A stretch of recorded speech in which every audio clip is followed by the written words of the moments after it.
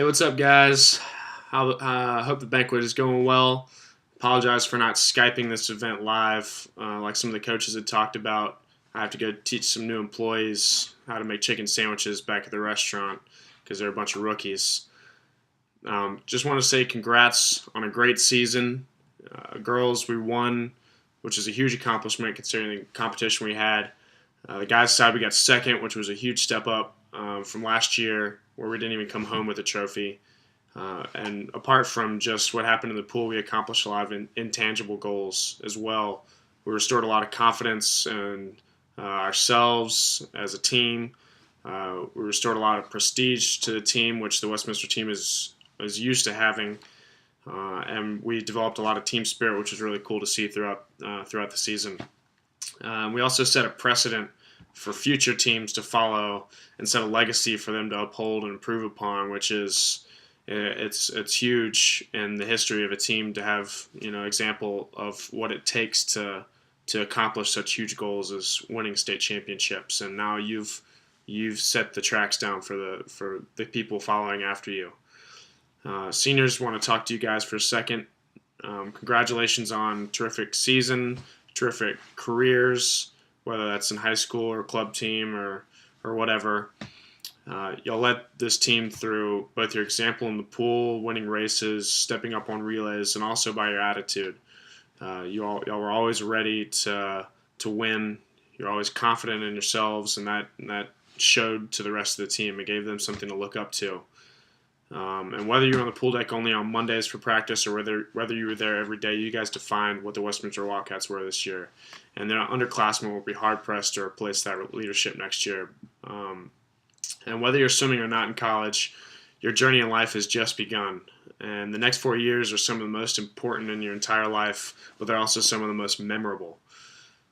Focus on getting good grades, do well in school, because that's what you're there for, and it's what's going to set you up for success later in life.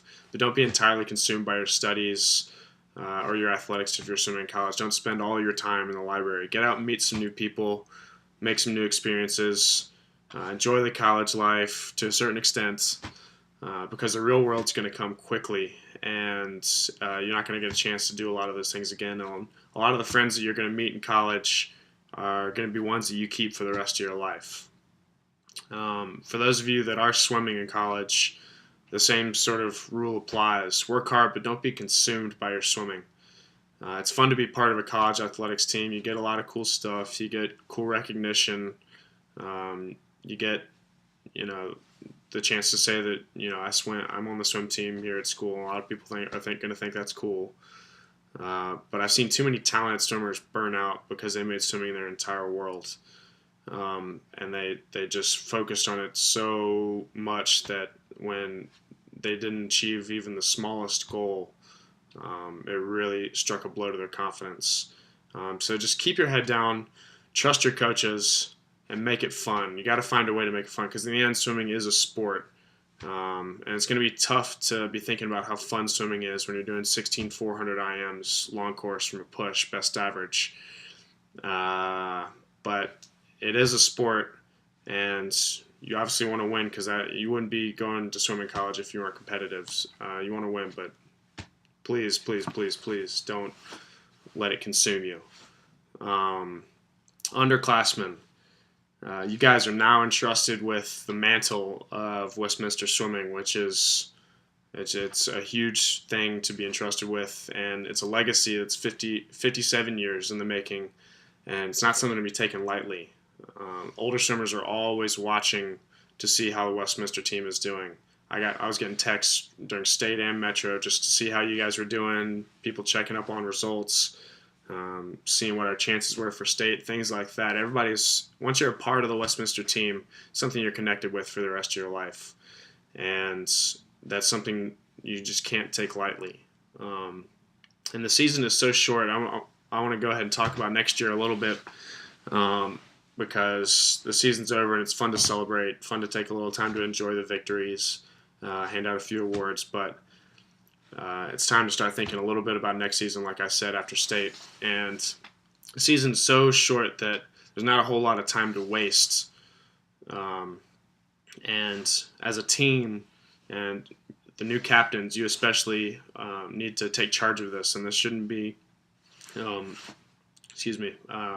the coach's responsibility necessarily. It's as a team, y'all need to commit fully to each other and to the success of your team before the season even starts.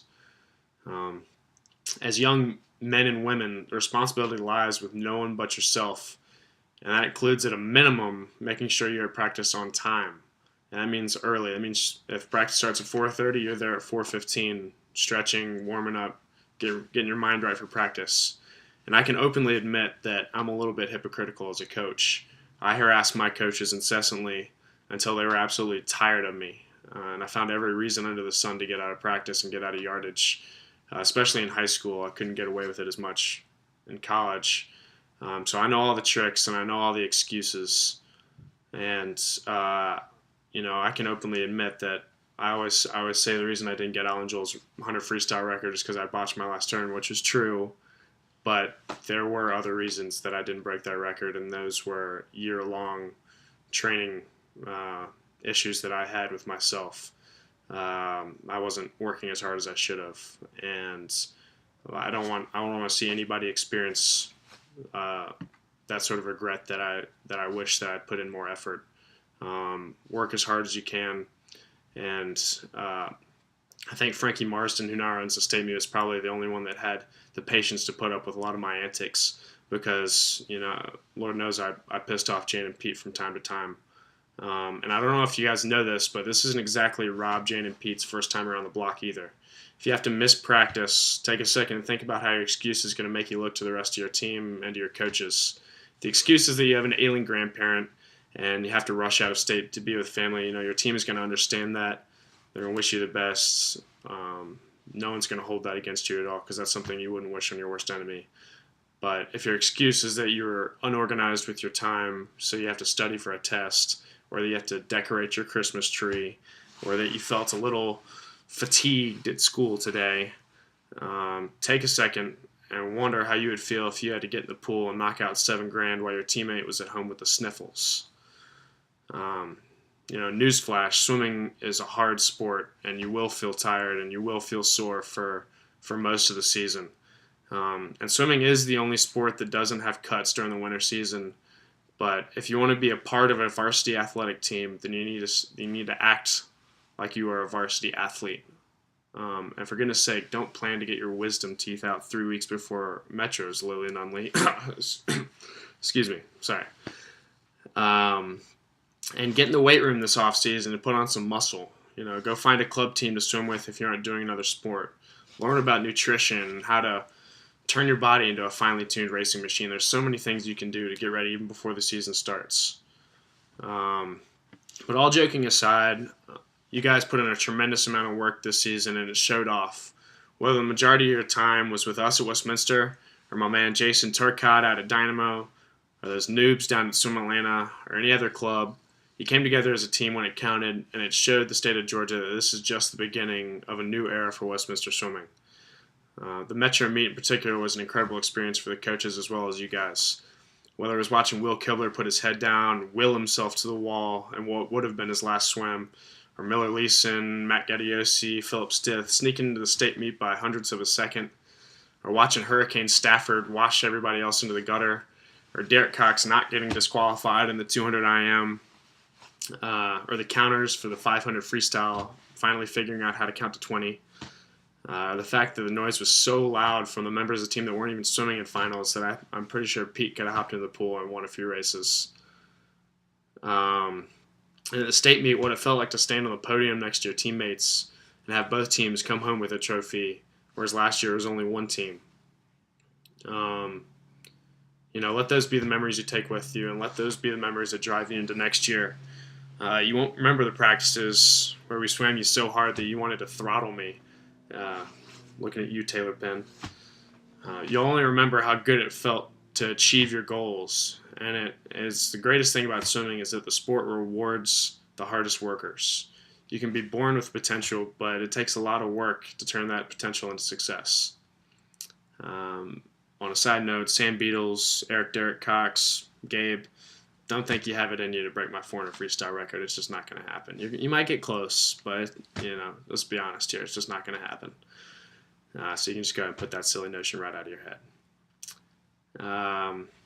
As I announced at the after-state party, for those of you that weren't there, I'll most likely be unable to coach the team next year due to a new job with Chick-fil-A that requires me to be doing this for most of the year, just traveling around, helping new stores open.